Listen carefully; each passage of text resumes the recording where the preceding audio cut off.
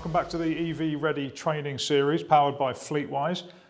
We're in the transition stage of the EV roadmap. So let's have a look at the fleet policy, your car policy, your driving for work policy, and just making sure that they are treated with importance in your transition. First thing to look at with fleet policy is, do you have one at all? And the reason I say that is, when I talk to a lot of customers, certainly if it's a smaller fleet, it's an oversight in some cases that actually the car policy's never really been written. The company's just grown from 1 cars to 2 to 5 to 10, and no one ever really addressed that. So if you don't have a car policy at all, that would be your first step. It doesn't need to be a long, massive tome of a document, but you need something in place to clarify with your drivers what the rules of engagement are. When somebody is driving on business, then there are various things that are expected out of them. It might well be you can't use a mobile phone, or you're not allowed to smoke in a company vehicle. So rules of engagement. It may also give some instruction to which employees are entitled to which cars. So if you're in a certain band or grade, you may get entitled to this, or you may be entitled to this cash allowance as an alternative. So all of these rules of engagement of having a company car should be documented in a car policy. When you're looking at that car policy with a view to electrification of your fleet, it's really just worth asking an electric vehicle driver to have a good read of it, because there will be some things in your policy that might not be relevant to an electric vehicle driver. So if you're talking about things like AdBlue, for instance, or petrol or diesel reimbursement rates, as an electric vehicle driver, I would look at that and say, what about me? What's relevant in here for me? So give it to an electric vehicle driver and make them read it. And you would then start to introduce things like, what is going to be your reimbursement rate for electric vehicles? And we spoke about the advisory electric rate, or reimbursing at actual cost.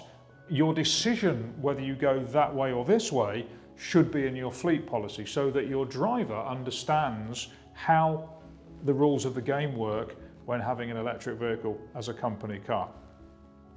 I would suggest that, as we're in such a fast pace of change industry here, there may well be some industry legislation that is changing so quickly that you need to have it included within your fleet policy. That might be the ban on the sale of petrol and diesel vehicles, that might be the zero emission vehicle mandate, or any other legislation that is relevant to you operating company vehicles that are electric. So it may well be that your fleet policy actually needs regular updating to stay relevant. It's very common that these things can become out of date very quickly. And let's also not get confused between a car policy and a driving for work policy. A car policy, as we've stated, sets out the rules of engagement. These are the rules. If you have a company car, this is what we want you to do. A driving for work document is equally important, but serves a very different purpose.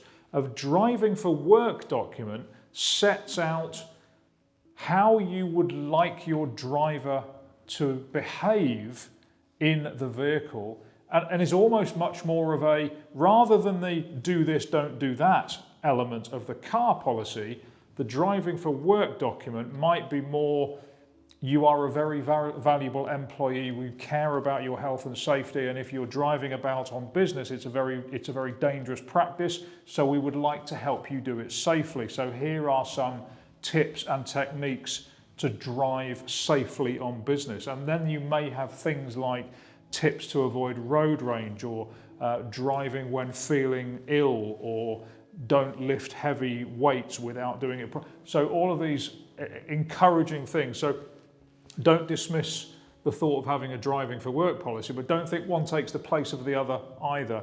They are very separate documents. Could be served together, but it could be done. You might also want to have a look in workplace charging, and what is your policy around workplace charging if you have installed it? What would be your policy of charging drivers to use it? Are you going to let them do it free of charge? Are you going to charge them a pence per mile? I don't know. Also, what are you going to do if a petrol or diesel driver parks their car on an EV charging space? That's known as icing. So are you going to penalise that person? Are you going to let it happen? Are you just going to let the market decide and let the EV drivers have a bit of a discussion with the people stealing their places? What's your policy going to be? And whatever the policy is, it should be in that document. The most important thing I would suggest about any driving for work or car policy, if you have one, is to make sure that it is signed by the driver, acknowledged and signed by the driver.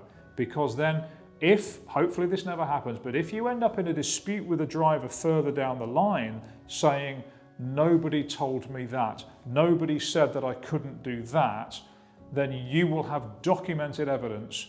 If you're talking about a health and safety claim or some kind of duty of care abuse that you're being levied against, then you have documented evidence. So I think you should have a car policy in place. I think you should have a driving for work policy in place, relevant for electric vehicles, and crucially signed and acknowledged by the driver. So, bit of information there for you about car policies and driving for work policies and their relevance within an electric vehicle space. Have a listen back to this one on fleetwise.info, where you can find other videos in the series, and we'll see you on the next one. Thank you.